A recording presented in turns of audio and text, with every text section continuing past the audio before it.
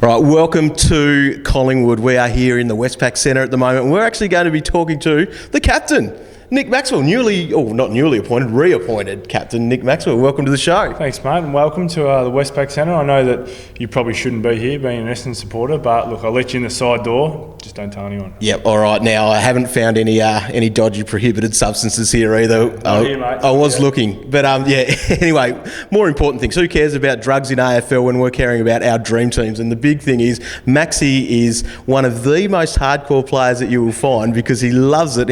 I'll often have a text on a Friday afternoon, what should I do with this? And I always try to throw him down the wrong path because I'm still trying to compete for that cash as well. But yeah, Maxie, you've been putting your team together. How's it looking so far? I've had a little look at it. It's a bit confusing right at the moment because we're going to have two little leagues going amongst the boys. So we're our normal league, but there's about 8 of us who are going to do a little breakaway and do the live draft. So you're going to have a crack at the Dream Team Elite game? Yeah, so it's going to be confusing. We're just trying to get our heads around at the moment and just trying to do that ranking, the pre-draft stuff. So, we're sort of just playing it as it goes at the moment. But have you thought about who your first pick is for that, if you were to have pick number one? It's Swanee or Gaz, one of the two of them, I'd say. Yep.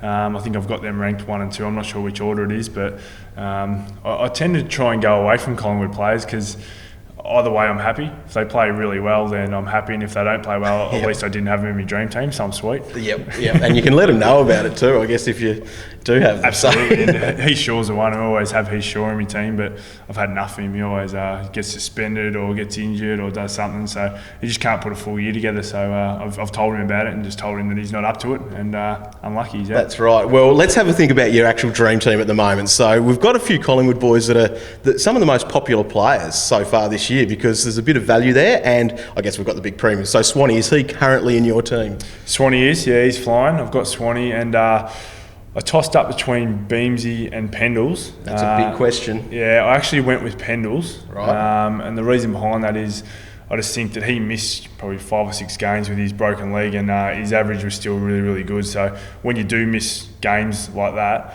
you obviously come back and you've got to try and get your fitness up, and it takes you a couple of games to get back. And Pendle's just been consistent for so long that you just got to stick with him. So I've stuck with him. I haven't told Beamsy because I know he'll get upset with me, but definitely got those two in. The other one that probably a bit of a sneaky one at the moment on my bench is Brent McCaffer. Right, so he's on your bench because at the moment he's on my ground. So. Yeah, well, I mean you don't know how he's going to go over the next month. Yeah.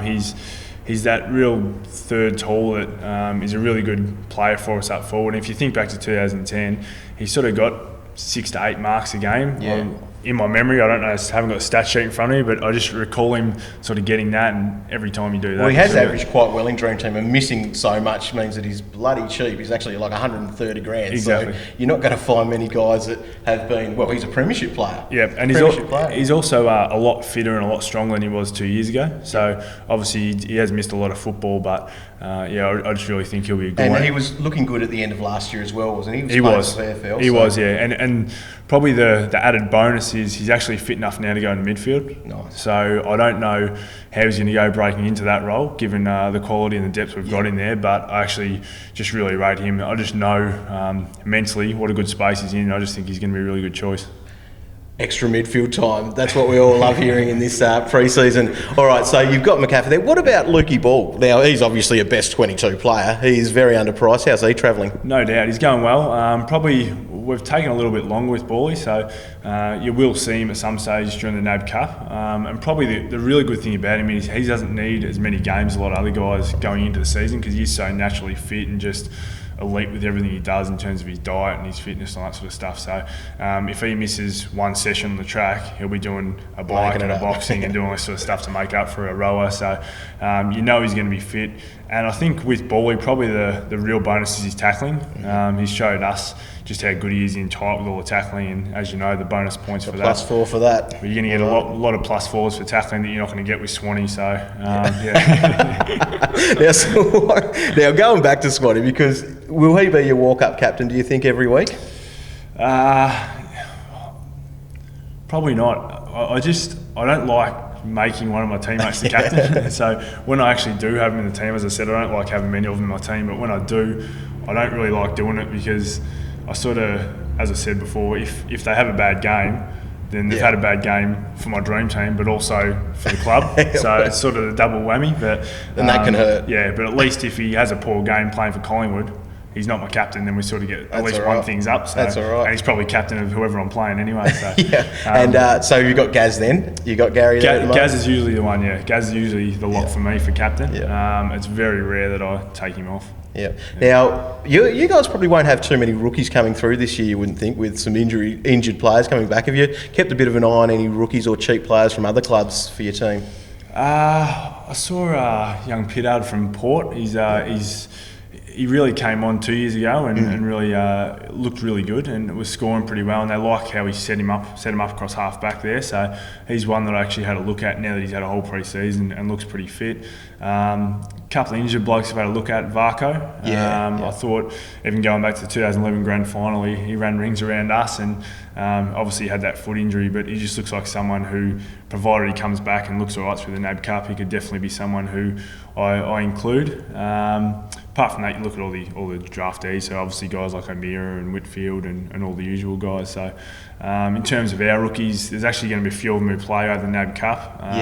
Keep your eye on them. And we've actually got a lot more mature age rookies this year than what we've had in the past. So you'll actually know, looking at those guys, that I guess they're physically more capable of playing at a level, and it just sort of depends on how they go. If they play well, then they tend to hold their spot. And the good thing about, I guess, what's changed in the AFL now in terms of list management is you can have 2 nominated rookies. So 2 of your rookie list players can actually play without there being a long-term injury. Right, that's good news for a lot of players there that are sitting in our teams and we're worried about whether they're going to be upgraded. They probably could be, and there's a big chance for them to be there. So your Kane Mitchells, I'm looking at him massively all day. Well, I am now after you mentioned it. Now, a big question while we're talking about rookies is the rookie ruck combo. What are we going to have on our rookie benches for our rucks? Now, big thing, I think, is Collingwood gets lots of questions about what's going on with the ruck structure and ruck setup and all that. What's it looking like at the moment? Yeah, well, obviously Joel's is our number one.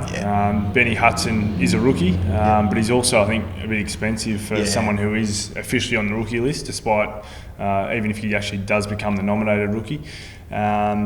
Jared Witts is obviously a couple of years in the system, and there's been a lot of talk about him in the last couple of years, but he's just getting better and better and starting to really grow into his body and mentally starting to really take it on. So he's really competing with Joels and Hutto at training.